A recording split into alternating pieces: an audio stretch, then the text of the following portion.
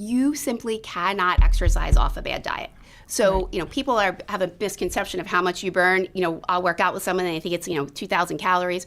No, you're barely burning that when you run a half marathon, by the way. Yeah. So you cannot exercise off a bad diet. So really, I tell people, if you can start with one thing, let's change the diet. Welcome to The Defense Never Rests with Morgan and Akins, your monthly dose of uncommon sense about all things legal and some that are not. Hey everybody, good morning. Welcome to The Defense Never Rests. I am your host, Patricia Baxter. And like I've said probably many times before, I'm super excited about this show. It's a personal show for me. It is about health and fitness. Happy New Year. What a time to have this kind of podcast, this kind of topic, which is what is everybody talking about the first week in January? New Year's resolutions, how to get healthy, how to lose weight. So we figured we would do that. We are a defense litigation podcast. We are, hopefully our listeners are people who deal with the billable hour, who are behind a desk, who are eating out all the time. And it's tricky sometimes. And I've struggled with this. So it's, I think, a very timely topic. Joining me today is a co-host, first time ever, my partner, Megan Henry. Hey, Megan, how are you? Good morning. So Megan's here because you are super into fitness. I don't know how you do try. it. You do. You have 2 kids. You're a partner in a firm. You run your own caseload. It's hard to do, right? And you fit it in. I try my best. Well, that's what we're going to talk about is how we can help people, and I'm hoping to get some good tips myself today. And for that, our guest is awesome. She is a former lawyer, practiced for 10 years, was squarely in the billable hour format, and then left to open up her own company. And she is a prominent corporate wellness coach. So welcome, Megan O'Neill. Hey, how are you? I'm great. Thanks for having me. So if you could just give our listeners a background of how you got here. So I was in the corporate world, defense attorney for a long time. Prior to that, I was at the Philly DA's office.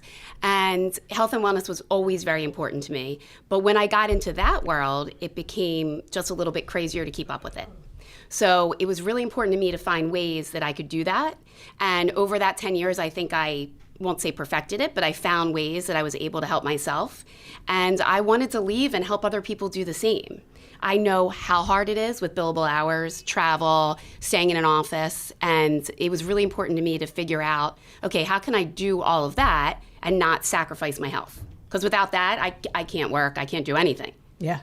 And that's what I love about you, because there's, at least in the legal world or the insurance world, getting trainers who understand what your day-to-day is so hard. You've walked that walk, so you understand what it means to have a daily billable hour requirement and how to fit that in, and fitness, and how to do that when you're behind a desk 9-10 hours a day, if not more sometimes, and how to fit that in. So what I found when I've worked with you is your tips are so actionable, and that's what we're going to talk about today. So let's get into it. Absolutely. Our first topic is, how do we stay active in the office? Talk about some of the things that we can do.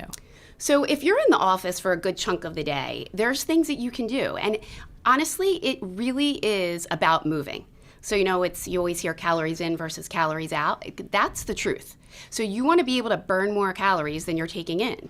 So simple things like park a little bit further away. If you're in a lot that's 2 blocks away, park, half a mile away.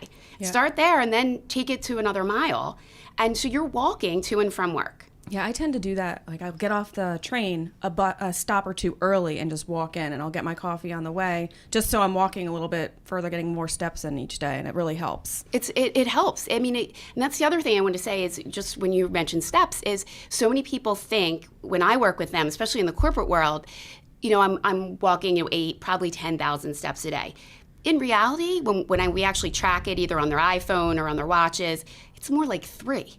I mean, so you are really sedentary when you're in that office environment.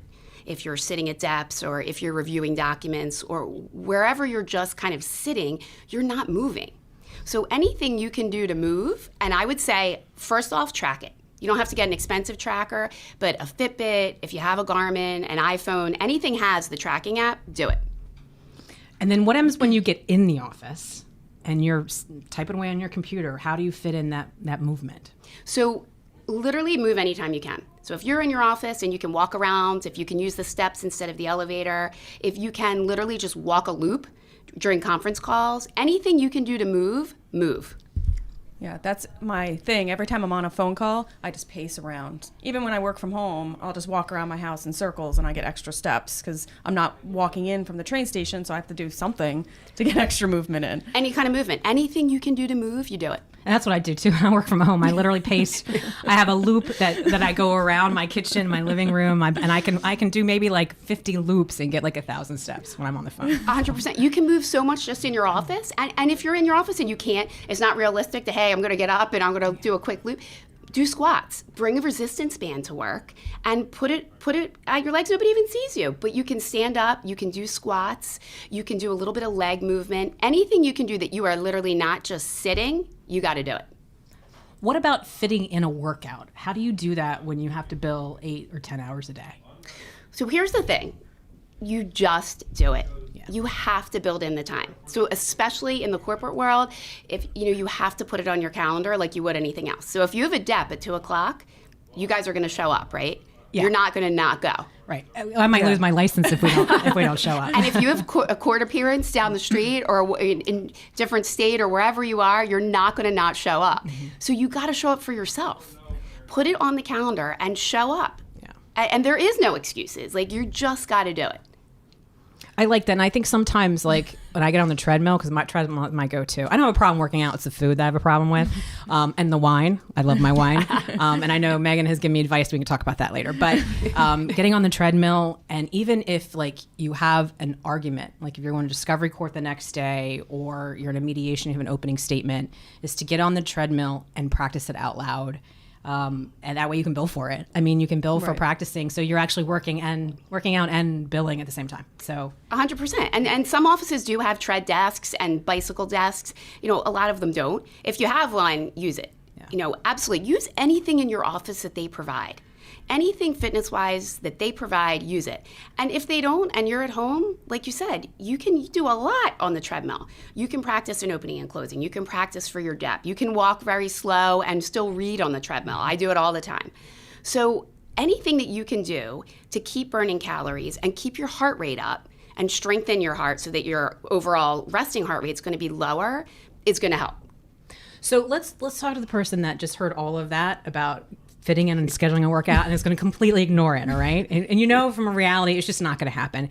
Is there still benefit to fitting in those kind of micro movements during the day? If you don't work out, like, is the second best thing is to do what you said, park further away and do things like that? Oh, 100%. Because here's the thing. At the end of the day, if you are still moving, and that's the best way is to track the steps, you'll see that. So you may not start off and say, hey, you know what? Like, I'm going to get in there. I'm going to run 3 miles on the treadmill and practice my opening and closing and do all this. But you might just say, all right, I could do that. I could park a little bit further. I could walk to work if I'm close enough. I could do that. And I think eventually you see, okay, well, that was like an extra 2,000 steps. Oh, this is something. And it does make a difference. So that extra movement every day makes a difference for your heart rate, makes a difference overall cardio health, makes a difference for blood pressure and A1C coming down for diabetes. So yes, if you're moving, you're good. Moving equals positive. Absolutely. No matter what it is. Absolutely. Okay. What about healthy eating? And we'll put that in the first category, because I think you gave me advice a couple of years ago when I wasn't working out, just start moving, right? So I've been working out consistently, but I still have 30 pounds to lose because it's the eating. Like, how do you fit in healthy eating at the office? Well, and let me just start by saying, and I can't say this enough, you simply cannot exercise off a bad diet.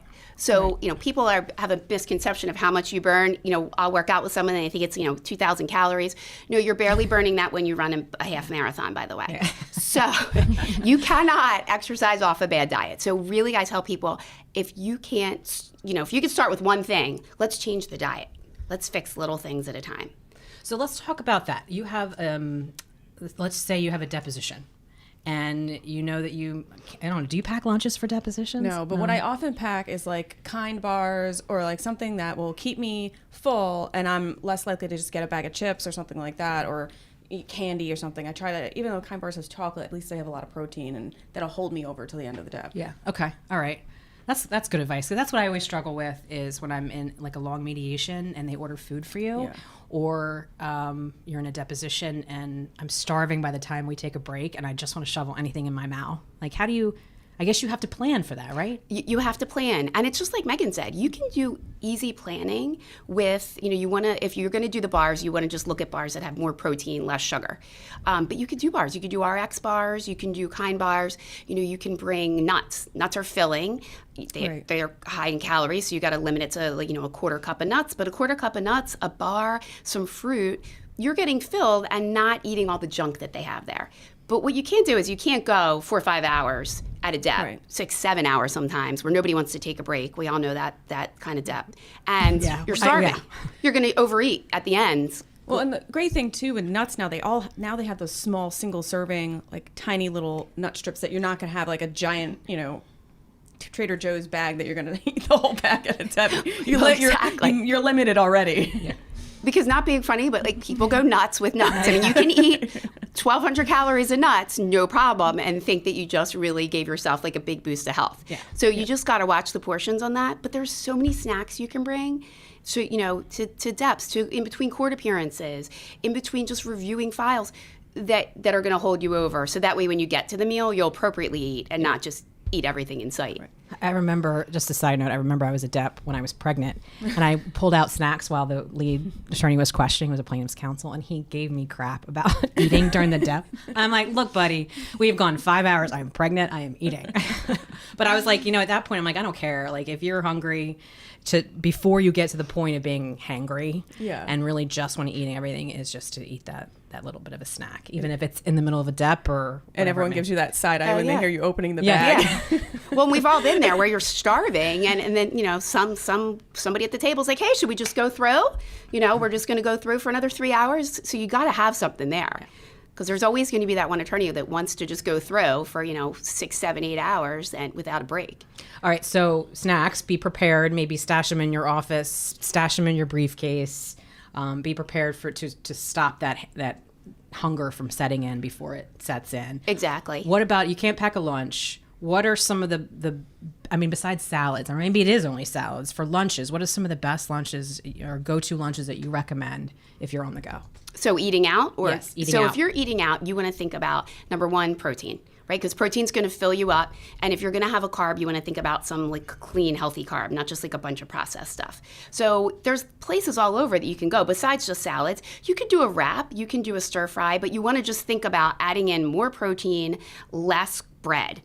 And so that you're getting that big boost of protein during the day, and then less carbs during the day. You want to slim that down. Okay.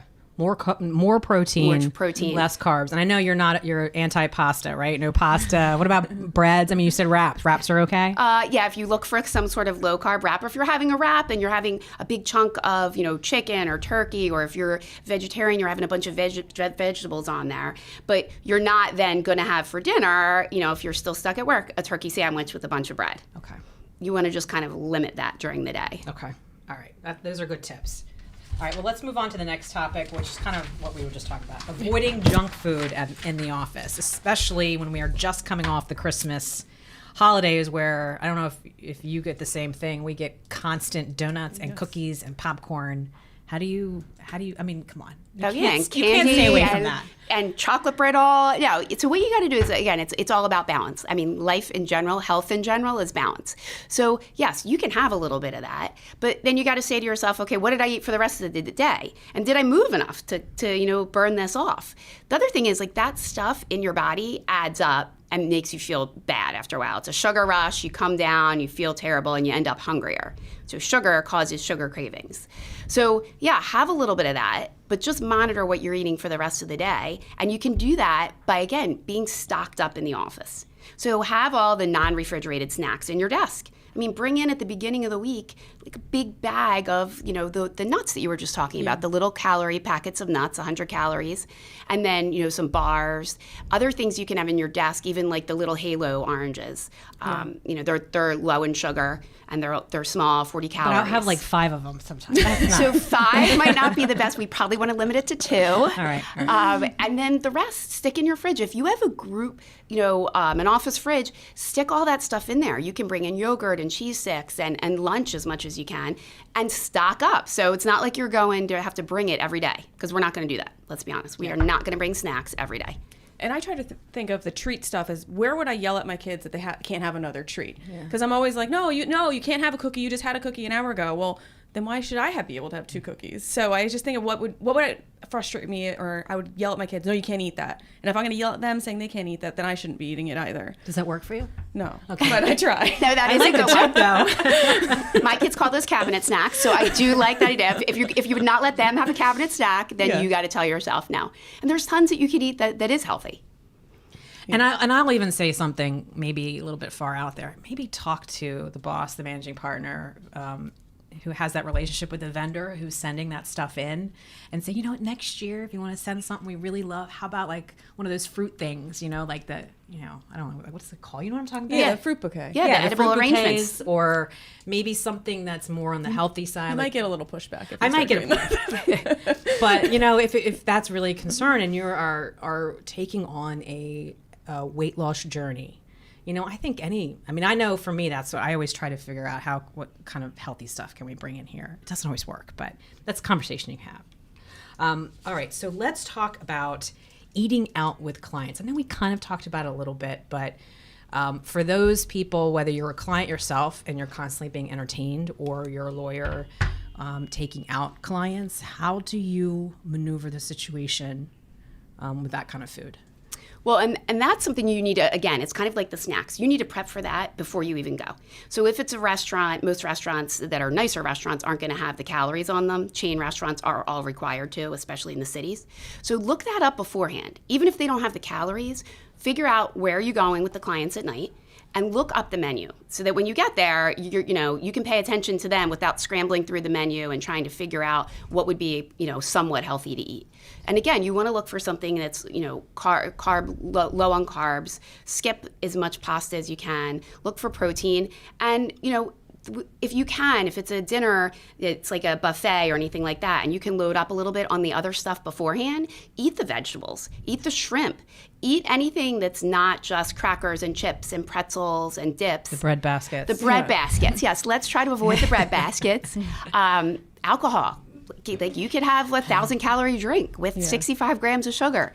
So skip that. Try to go for clear alcohols. I was saying, maybe if you have somebody, if you're talking to somebody who's not going to skip it, what would you recommend? Right. Because most people that I say, look, the best option is skip it, they're not going to skip it. So you want to go for clear alcohols. Like you want vodkas vodka club.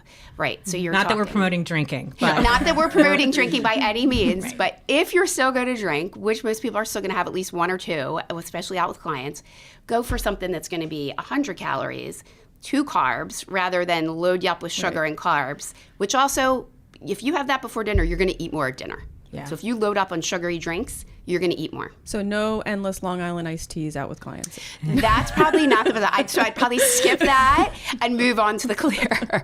What about those seltzer ones? Those what are those I called? love those. The high noons, maybe. Oh, You know what I'm talking about? The flavored White seltzers. Claws, yeah. White Claws. That's what I'm talking about. Are those good? So yeah, they're fine. So seltzer's not the best to drink all the time. You don't want to replace water with that. But sure, I mean, they're lower carbs. Some of them have some sugar in them, but most are low sugar. So just a sidetrack on that. So we just got like a soda stream because I find that the carbonated water is more refreshing. So you're saying it's not as good to drink that carbonated water versus regular water?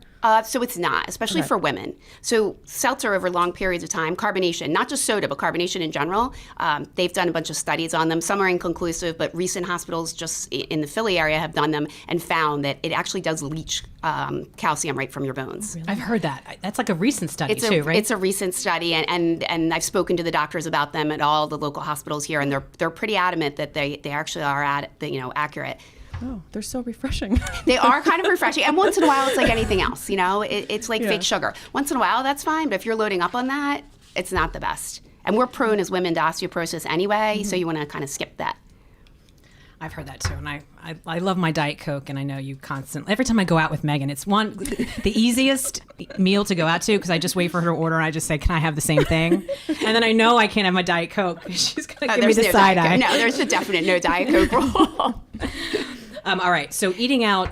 Look at the menu ahead of time. Know what you're going to order ahead of time. I love that advice because that's what when you get there and you really want your focus to be on the client. You don't want to be worried about what you're ordering, and are you ordering a 2,000 calorie entree? And it takes away from time to talk to the client. If you already have an idea of what you're ordering, you're not looking at the menu trying to figure out what to eat. You already know, and you can just focus on them. Yeah. Exactly, and don't be afraid to do substitutions. Or if they have grilled salmon with this terrible sauce on it that is not good, or a bunch of sides that aren't good, just substitute it. I know I go out all the time and with my corporate clients, and I get salmon or whatever seafood, and I just say hold the sauce. So Megan, just so that listeners can get appreciation, when she is like when you've ever seen Harry Met Sally, you know that part where she orders. You are a master orderer. Whenever you go out, and that's why I say I love going out with you because I never have to worry about what I'm going to eat because you were like, hold this, have this side, extra veggies, extra protein is perfect. So I'm the waitress's worst nightmare. Let's be honest. Yeah, but you're so nice about it, so that's all that matters. All right, so let's talk about kind of that entertaining air travel and hotels. We have clients that fly in for mediations. I fly out for mediations and entertaining. How do you maneuver that and stay healthy? So the first thing is the airports, and let's be honest, some are great. I mean, I've been in some lately that I'm blown away by the healthy choices, and some are terrible. So again, you got to plan for that. If you're going and you're going to be in the airport, between the airport and traveling, by the time you get to your destination, 4, 5, 6, 7 hours, you got to have snacks. Because the airplanes anymore, they're going to give you pretzels and those little cookies. That's it. So that's not going to do it. So bring snacks with you in your bag, in your briefcase, whatever, so that you're ready on the plane. At the airport, most of us business travelers know how to get there, and time it exactly right. But if you have a layover or delay, whatever, walk in the airport. I mean, you can get in. Some of these airports are huge. You can get in, 5,000, 6,000 steps in the airport. It's so true, especially like Atlanta. Yeah. Atlanta has their trains, like you just bypass the trains and you walk all the way. It's got to be a mile. At least that's what it feels like. Yeah, you could do that. I mean, if you're carrying heavy bags, you can't. But if you have a wheelie bag, sure, you could do that. And you're just pulling your suitcase. Phoenix, I was just there. It's a big airport. I walked up and down. I probably got 2 miles. Yeah. So that's the thing is, so that's kind of how you start, being healthy on the beginning of your trip. And the other thing, again, plan. Like, look at the hotel that if you're booking it or you have control over where you're staying, look at a hotel that has a gym. Yeah. Even a small, little, tiny hotel gym, look for one that has a gym. So you will be motivated to do something. I like that. And, I think you can, just going back to the airline thing, you can look up the airline and see what meals they have on that flight. They sometimes run out, but sometimes they have decent options. They may have a turkey sandwich or something, or if you don't see any healthy options, make sure you get to the airport early enough to buy something to take on. And then you can also map out your airport that you're arriving, and maybe you book a earlier flight so that you can take that time to walk to the baggage claim versus taking the tram or whatever it is. Well, exactly. And even shout out to Philly Airport because just looking at their options lately, they have now at La Colombe Coffee, they have an entire section there where you can get yogurt bowls and, different smoothie bowls that are really actually healthy. It's plain yogurt and you can get granola and fruit and almonds, anything you like. So you can kind of fill up on that. And they do have healthy choices now. Yeah. What would you say, though? A lot of times we have to travel for a long ride in the car. Like sometimes I'm in the car for 4 hours. Is there anything I can do while I'm in the car driving to a DEP or a client visit or whatever it may be that I'm sitting there in 8 hours round trip sometimes? Is there anything I can do while I'm driving? Well, the good thing about driving too, as opposed to flying, it's not like you can bring a cooler on the plane or any kind of refrigerated food, but in the car you can. So if you just I have a little travel cooler because I'm always traveling to clients, and I'll be in the car, same thing, 4 or 5 hours during the day. You can bring carrots and hummus, you can bring fruit, you can bring cheese sticks, you can bring hard-boiled eggs. So all stuff that's going to be protein packed that you can just have every couple hours in the car. Yeah. Because otherwise, if you're going to stop at a rest stop, same thing. You're never going to get anything you will get healthy. cheese sticks. You will get cheese sticks. They always have cheese sticks. That's what I always get. And nuts. They will have that. That's true. But yeah, and have it with you. All right. And it is planned. Like if you are someone who can fit in a workout, you pick a hotel that has a gym. I never check for that. And then I get there and I'm like, I wish they had a gym. But you also these days, most people have an iPhone or some sort of smartphone. You can pull up a YouTube workout of some sort and do it right in your room too. I think sometimes I've done that when I'm like, they don't have a gym, but I actually do have some extra time, so I'll. Oh yeah, you can absolutely do it in your room. I actually Skype clients who travel all the time, and we work out via Skype from their hotel room. And I will tell you, they are dripping sweat by the end with their own body weight. Or I may have them bring like a little loop resistance band or a jump rope if the ceilings are high enough. But with just your own body weight, you can do it. And again, it's just doing it. It's setting the alarm. It's telling yourself no excuses, and you're going to get up and do something. And if you really need motivation, hire someone like you and schedule that Skype call ahead of time so you have to show up. Exactly. And I will be repeatedly calling you on Skype to make sure that you're actually going to be there. But what do you say to the person who sets the alarm and then you just sleep through it? How do you rebound from that so you can still get that workout in, even though you missed, you scheduled your time, say between 6 and 6:45 a.m. and you just miss it? You just didn't do it, which happens all the time. Then you gotta look at your schedule and say, okay, is there any time? Because let's be honest, there's always going to be some time that you can do it, right? Even if you work out 30 minutes a day, like 5 days a week. That's 150 minutes a week? Do you know how much time we spend doing other stuff that we don't need to? So you got to say, okay, I didn't work out that time. Is there any time during the day that I'm going to be able to do this? And you got to schedule it in then. Right. You just got to do it. Because at the end of the day, and I know this sounds so cliche, but it feels good to feel good. Yeah, I think when I do work out in the morning, the rest of my day is more positive. I'm more productive. But you tend to forget that sometimes. So when you wake up and you start your day off maybe snoozing or whatever, that's hard to rebound. But just maybe sometimes you chalk up that day and just commit to the next and get moving. And let me just say, I know this sounds ridiculous. I sleep in my gym clothes. I know you told me that. I'm like, in my gym clothes. I could never sleep in a sports bra. That would be so uncomfortable. You don't have to sleep in the full sports bra, but you sleep, I do, but you sleep in clothes that you're going to the gym in some fashion. So that way, because what's going to happen is, especially in business travel, let's be honest, if you have to get up, put on full clothes to go to the gym, brush your teeth, do whatever. You might sit down, start reading something, on social media or CNN or whatever. You're just not going to go. But if you are in your gym clothes, sneakers by the door, you are so much more likely to just get up, brush your teeth, walk out. I will say I do that. I don't sleep in my gym clothes. I sleep in pajamas like a normal person. But I do wear my gym clothes. Like when I work from home, I will have my workout clothes on. That's the first thing I put on, so I have no excuse. So as soon as I have a window of opportunity, say I missed my alarm at 6. Which you never would. No. But I keep my gym clothes on, so I will find a time to fit it, and I don't have an excuse that I'm like, oh, well, I have to go get changed or whatever it may be. Well, exactly, and that's going back to the office too. Like, how do we fit it in at the office? If you have a day where you are just going to leave at a normal time from your office, and you think you're going to work out, well, let me tell you, bring the clothes to the office. Because if you think you're going to go home, relax yourself, do whatever you need at home, change 2 hours later, and go to the gym, that is not going to happen. Yeah. So you bring your clothes, if it's feasible with your family and whatever else you have going on to go after work, you bring your clothes, you go, and then you're done. Well, so that kind of naturally goes into our next topic, which is office and using the office and office equipment and office benefits. If you bring your clothes, let's talk about, can you fit in a workout during the day, during your work hour? I mean, I always thought I would, and then I'm like, the operational side of that was difficult for me. I'm like, I got to shower, and like it just next thing you know, I spent 2 hours kind of getting back to ground zero, if you will, and then I'm like, I can't do that. So. Well, and that's definitely true. It's like, can you actually work out where you need a shower? Some offices have showers. It's not a big deal, or they have a gym in there they provide.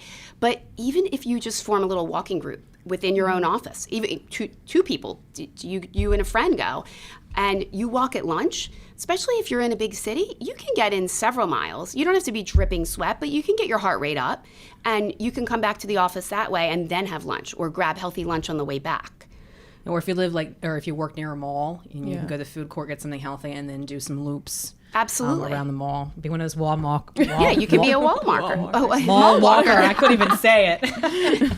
You can use the things, so that's outside of the office, but some offices offer benefits health benefits that a lot of people don't even take advantage of. So what kind of benefits do you think they should be asking for, or asking if they have? So you definitely ask, because a lot of people and employees do not realize. But I work with insurance companies, and a lot of their adjusters get different health benefits for gyms. They get discounts at gyms, discounts for trainers. Some companies actually offer a flat out, hey, we're going to give you $500 and you can use it for whatever you like.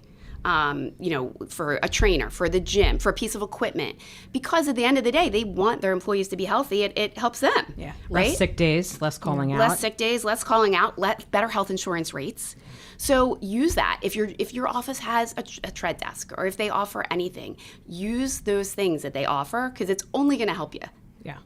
And like we have stand-up desks, and I think maybe about 50% of the people here use it, because it's you got to get up. You got to get up, and sometimes maybe you're not moving, but at least you're standing. Standing burns a hell of a lot more. Well, not a hell of a lot, but a lot more calories than sitting. So well, it's great, and it helps your core. Yeah. I mean, standing definitely. If we're sitting like this all day, that's terrible for your back, for your hips, everything. So if you're standing and you've got a nice straight core, you're going to be strengthening your core that way. Yeah.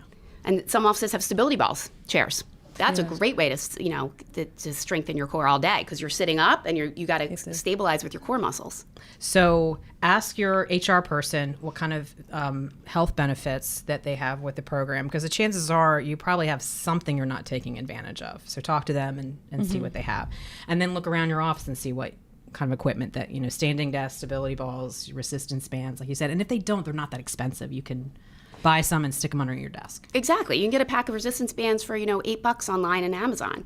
So get those, and even, again, something's better than nothing. So do a little bit of something during the day.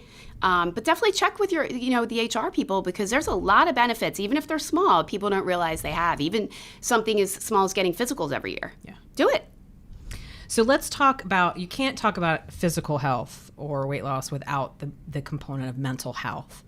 And our job in the legal world, the insurance world, is high stress. I mean, it's not high stress every day, but it's certainly probably more so than some of the other professions. How do you incorporate sort of a mental health practice into your daily routine?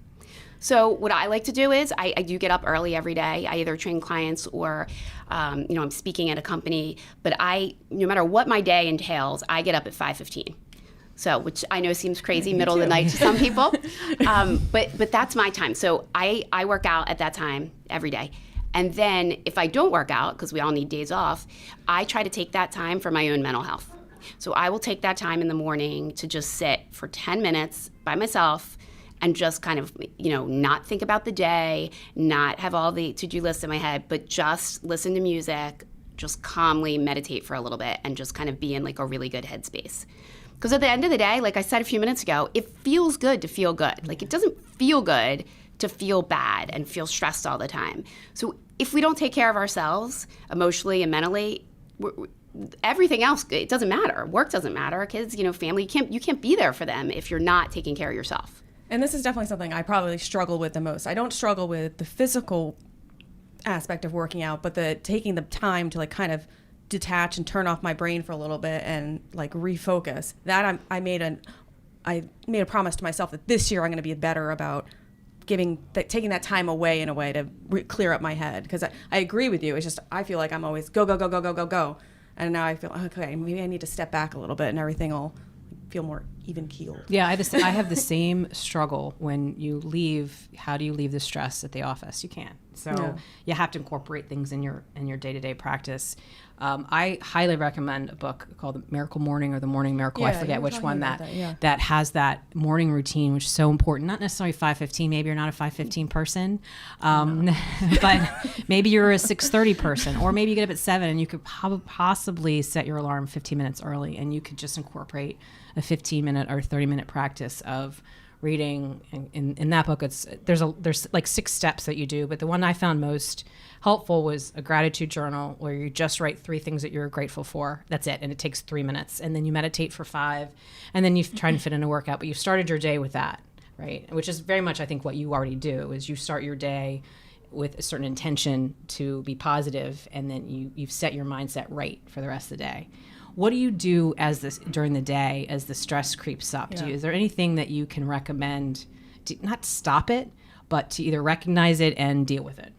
Well, that's the most important, especially for lawyers, because you're right. It is a high stress job, and the studies have shown that more attorneys have more health problems than a lot of other professions. So during the day, if you can, I mean, if you're stuck at a debt, fine, but if you can, take the time.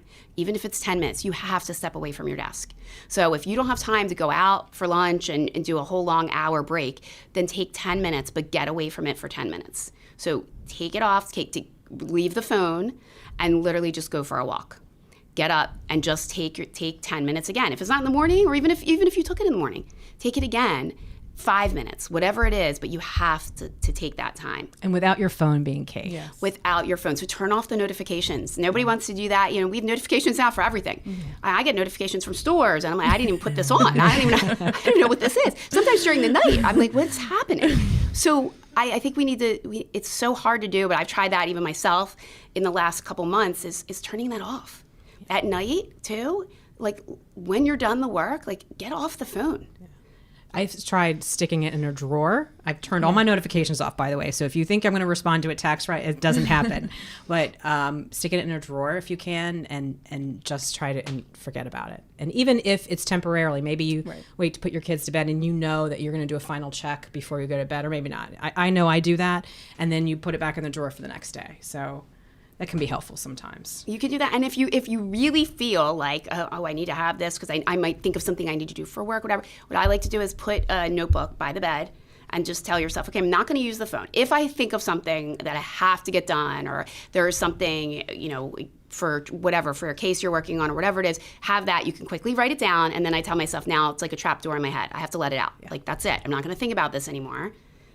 That's it. Yeah, I like that. Mm-hmm.